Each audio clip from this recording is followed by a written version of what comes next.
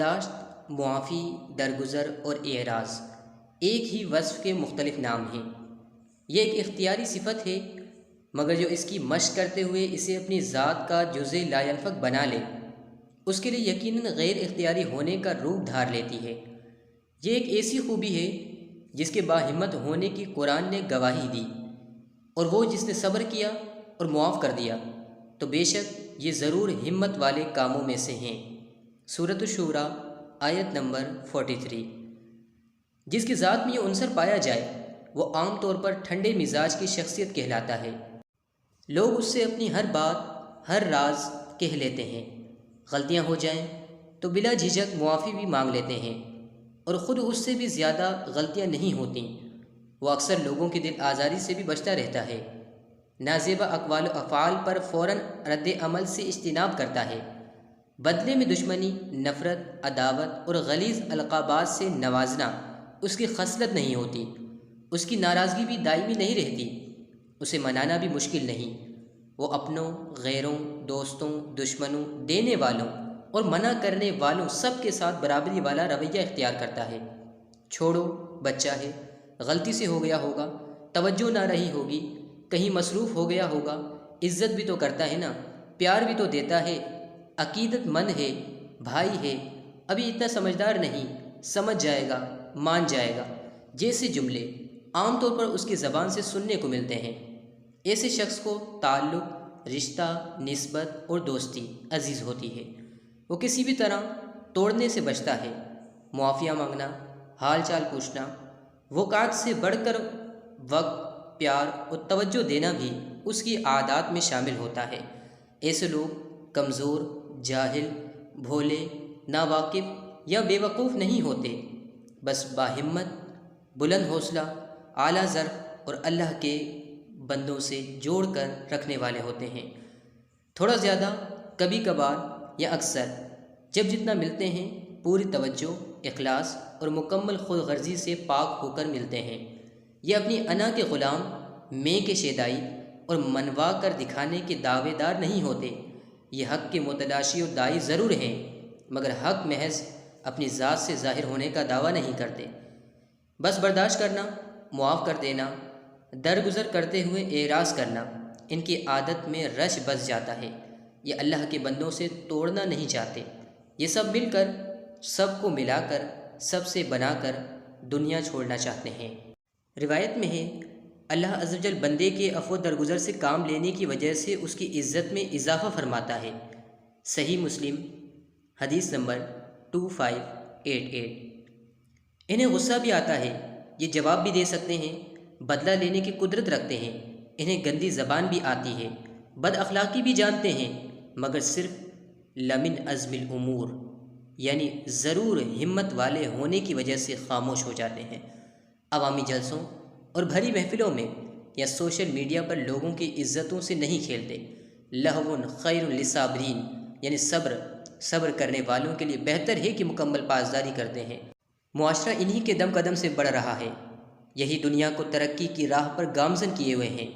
امن و سلامتی کی جتنی بہاریں ہیں سب میں ان کا بہت بڑا حصہ شامل ہے۔ یہی امن کے علمبردار اور معاشرے کی بقا کے ضامن ہیں۔ روایت ہے کہ بہادر وہ نہیں جو لوگوں پر غالب آ جائے، بلکہ بہادر تو وہ ہے جو غصے کے وقت خود پر قابو پا لے۔ صحیح بخاری حدیث نمبر 6114۔ ایک اور حدیث میں ہے کہ عنقریب میں تمہیں لوگوں کے معاملات اور ان کی عادتوں کے بارے میں بتاؤں گا۔ ایک شخص کو غصہ جلدی آتا ہے اور جلد ہی رفع ہو جاتا ہے۔ یہ شخص نہ تو کسی کو نقصان پہنچاتا ہے، نہ ہی کسی سے نقصان اٹھاتا ہے، اور ایک شخص کو دیر سے غصہ آتا ہے مگر جلدی رفع ہو جاتا ہے، تو یہ اس کے لیے بہتر ہے، نقصان دہ نہیں۔ ایک شخص اپنے حق کا تقاضا کرتا ہے تو غیر کا حق ادا بھی کر دیتا ہے، اس کا یہ عمل نہ اسے نقصان دیتا ہے اور نہ کسی دوسرے کو۔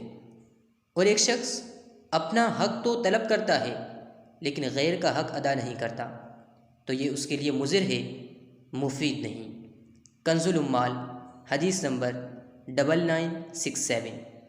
مگر یہ بھی حقیقت ہے کہ اسی معاشرے میں ایک بہت بڑا طبقہ ایسا بھی ہے جو غصے کے چیمپئن کہلاتے ہیں۔ بات بات پر جھڑکنا، جھاڑنا، ڈانٹنا اور غلیظ زبان کا استعمال ان کے لیے معمولی سی بات ہے۔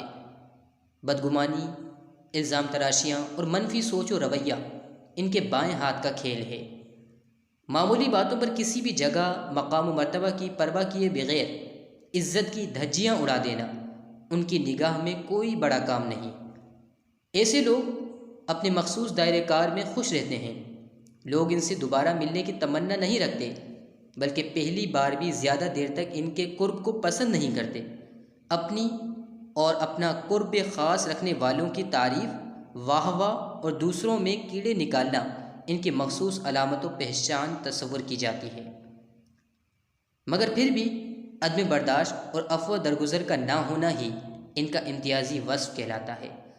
یہ لوگوں سے ملنا پسند نہیں کرتے اور جب جہاں جیسے ملیں کسی ضرورت، غرض یا لالچ کے تحت ملنا پسند کرتے ہیں۔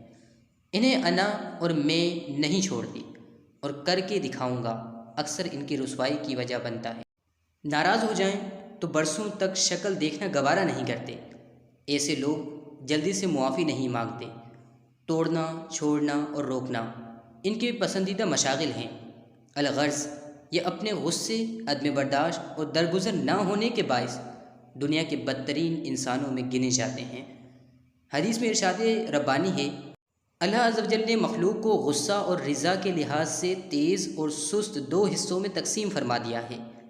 لہٰذا جو کسی ایک میں تیز ہوگا تو دوسرے میں سست ہوگا، اور اللہ عز و جل نے ان میں سے غصے کے سست اور رضا میں جلدی کرنے والے کو بہتر بنایا ہے اور اس کے برعکس کو بدتر بنایا ہے۔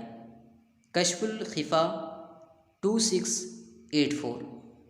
اب دیکھنا یہ ہے کہ ہم کہاں کھڑے ہیں، ہمارے اندر کن لوگوں کی علامات پائی جاتی ہیں۔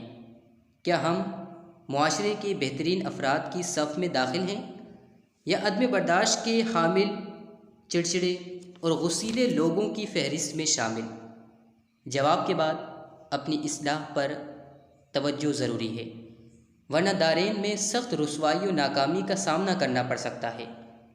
یہاں یہ بھی یاد رہے کہ فی نفسی ہی غصہ آنا کوئی برا نہیں، بلکہ اس کے تقاضوں کو سمجھنا اور ان پر عمل کرنا اسے ممدوح و مذموم بناتا ہے۔ تعلیمات شرع کی روشنی میں ہو تو ممدوح ورنہ مذموم ہے، مگر ہر وقت اس طرح کی کیفیت کسی بھی طرح قابل تحسین نہیں۔ قرآن کریم میں ہے، تو اے حبیب، اللہ کی کتنی بڑی مہربانی ہے کہ آپ ان کے لیے نرم دل ہیں، اور اگر آپ ترش مزاج، سخت دل ہوتے تو یہ لوگ ضرور آپ کے پاس سے بھاگ جاتے۔ تو آپ ان کو معاف فرماتے رہو اور ان کی مغفرت کی دعا کرتے رہو۔ سورہ آل عمران آیت نمبر 159۔